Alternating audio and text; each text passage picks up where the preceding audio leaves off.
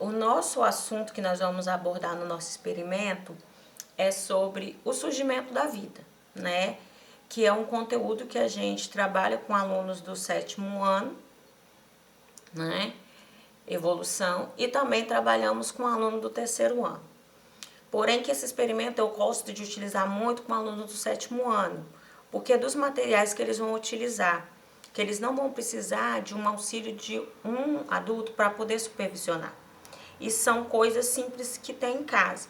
Ele pode utilizar um potinho de plástico, ou esse de maionese, ou de vidro, né?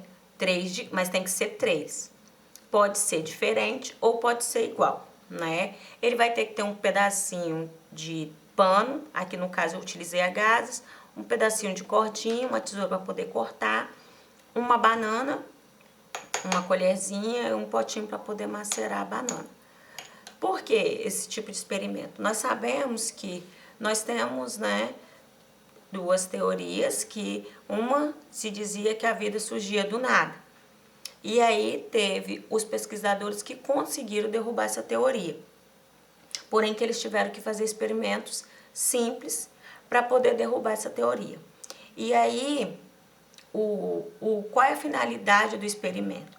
É que o aluno, ele faça o experimento, ele observe o experimento, né, durante 5 dias, e aí ele vai fazer um relatório, né, sobre o experimento, sobre o que apareceu em cada potinho, né? E aí ele simplesmente vai utilizar a banana, vai tirar um pedaço da banana, eu já retirei, ele vai amassar e aí ele vai colocar um pouquinho de banana em cada experimento, em cada potinho, né?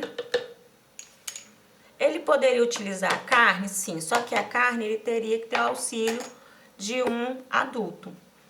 E aí o primeiro potinho ele vai deixar aberto, né? Ele vai deixar aberto. O segundo potinho ele vai colocar o paninho e vai amarrar. E o terceiro potinho ele vai fechar para não ter entrada de oxigênio. E aí ele vai começar a observar, né? Olhando todos os dias o que está acontecendo nos potinhos. Depois de 5 dias, o que vai acontecer? O primeiro potinho que ficou aberto, a banana vai ficar dessa forma. O segundo potinho, a banana vai ficar desse forma. E o terceiro potinho, a banana vai ficar totalmente escura. E aí ele vai começar a observar o quê? O que a gente quer que ele observe? Que com a presença de oxigênio, e a gente sabe, né, no decorrer da aula, a professora explica que no ar não tem só a presença de oxigênio, mas tem a presença também de micro-organismos. E como o potinho está aberto, vai ter a presença de insetos, tem algumas mitingas, formiga e muita mosca, né? E presenças de fungo, de acordo com os dias vai passando, a banana não tem o líquido, mas tem a presença de fungos, demonstrando que com a presença de ar, cresce uma microbiota. O segundo já vai ter uma coisa que impede a passagem totalmente de alguns insetos, mas dentro a gente consegue observar, ó, alguns insetos, né? Em cima também, durante o dia, aparece muita mosca e aparece também muita formiga. Então, ele também vai relatar da presença de insetos, porém que, como tem o paninho, a banana ela não vai estar totalmente seca e nem com tanta presença de fungos, né? E o terceiro potinho não tem a presença de ar, então a banana ela vai apodrecer, né?